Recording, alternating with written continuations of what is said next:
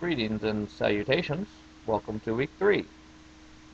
Okay, as I said, we will not be doing this every week, but, well, we'd be doing a lot of weeks, actually.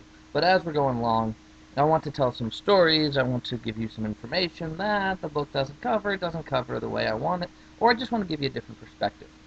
Um, you'll notice there are videos inserted that will do that as well.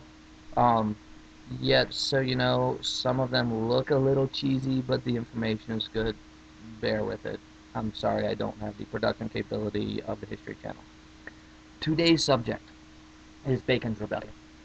Um, Bacon's Rebellion, 1675, in Virginia. It's in your book. If you've already read the chapter, you know a little about this.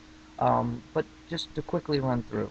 Um, it's about Indian trouble along the frontier of Virginia, and please remember the frontier is not what we think of as frontier. It's not even the mountains, it's not even the Appalachian Mountains. It's the area just out of the Tidewater, just out of that kind of lower flat area where all the rivers are. If you know Virginia at all, it's kind of Richmond, Fredericksburg area. Um, anyways, um, what was happening is people along the frontier were getting attacked by Indians.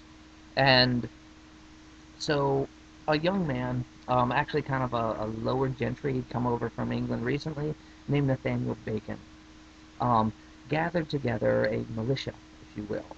Actually, the militia gathered together and he jumped in to lead it. And they began attacking native villages all over kind of the backcountry of Virginia, and frankly Maryland and a little bit other places.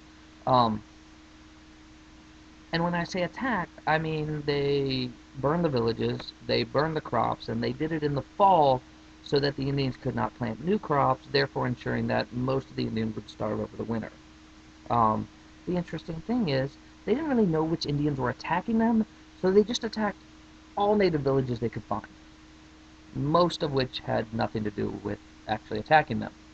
Alright, well, the big thing is, before they did this, they kept asking the governor for help. Before they formed this militia, they kept asking the governor for help. His name was Berkeley. The royal governor of Berkeley, of Virginia, refused to help. The reason he refused to help was because he actually had a monopoly on the fur trade, which meant all the fur being traded from the Indians, all the beaver skins, all the deer skins came through him, and he got a tax off of all of it. So he didn't want anything to happen to the Indians. Okay, well, after Bacon is launching his campaign against the Indians, Berkeley condemns him as a criminal. Well, Berkeley turns around and marches his little army on Jamestown, the capital at this time. Berkeley, when he gets there, says, "Oh, no, I'm just kidding, you're not a criminal." And Bacon kind of turns around and runs away. Or turns around and goes back.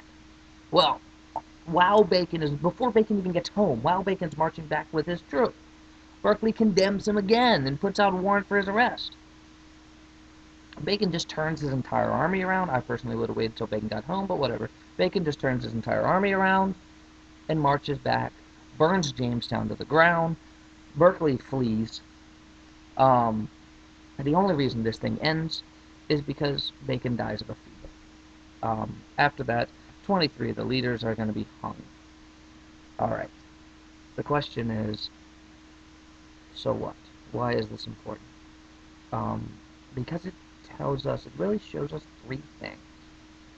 One, the issues with Indians.